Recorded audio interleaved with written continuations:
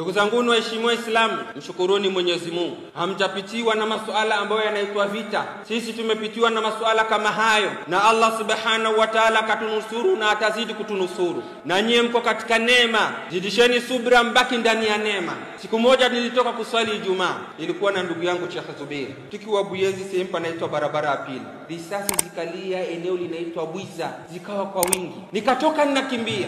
Zuberi akaniambia, unatoka unakwenda wapi? Nikamwambia ninakwenda nyumbani, naona hali imekuwa nzito. Akaniambia baki hapa hapa. Nikamwambia hapana, palikuwa bi mkubwa alikucha fariki. Akaniambia Sheikh baki hapa hapa.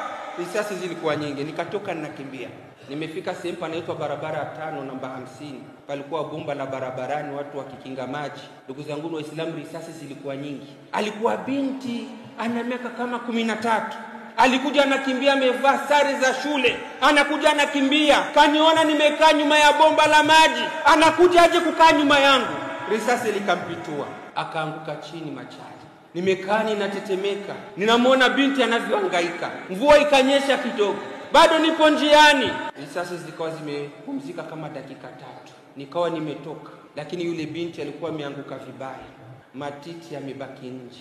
Nilikuwa na kilemba changu kiko shingoni. Nilipotoka nikachungulia, nikamwona yule binti, nikasogea, nikamkokota, nikachukua vifungo vya shati lake, nikafunga, alafu nikamfunika kile kilemba changu, nikaendelea. Nilipoendelea, ndugu zangu Waislamu, kuna maeneo nilipita, risasi zikawa nyingi, milango watu wamefunga, kila unakwenda sehemu ugonge, hawakufungulii. Ndugu zangu Waislamu, palikuwa sehemu kuna baa, kuna mferegi mkubwa, kuna mikojo, pananuka, risasi ni nyingi, hakuna usalama wa ila nimejitupa katika ule mferegi, miguu inashika chini, kichwa kinaninginia. Niko nasema Allahu la ilaha illa huwa al-hayyul qayyum, Mola wangu ni nusuru. Hizo hali tumezipitia ndugu zangu Waislamu. Nyie msijiingizi katika hali kama hizi, Mwenyezi Mungu akunusuruni.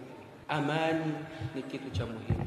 Amani, na anatueleza kiongozi wa umma Mtume wetu Muhammad sallallahu alaihi wasallam, man asbaha minkum aminan fi sirbihi, yule ambaye ataamka ana amani sehemu ambayo anaishi na kwa watu ambao wanamzunguka, muafan fi jasadihi, akaamka na afya, wa indahu qutu yawmi, na una chakula katika hiyo siku, wewe umekusanya dunia na vilivyo.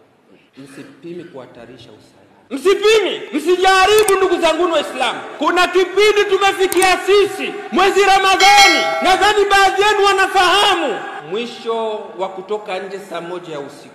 Mwezi Ramadhani tunaswali magharibi, tunachanga na isha, tunaswali na tarawih, tunakimbizana na swala wakati wa saa 1. Vipindi vingapi? Swala ya magharibi, swala la isha na tarawih rakaa 11.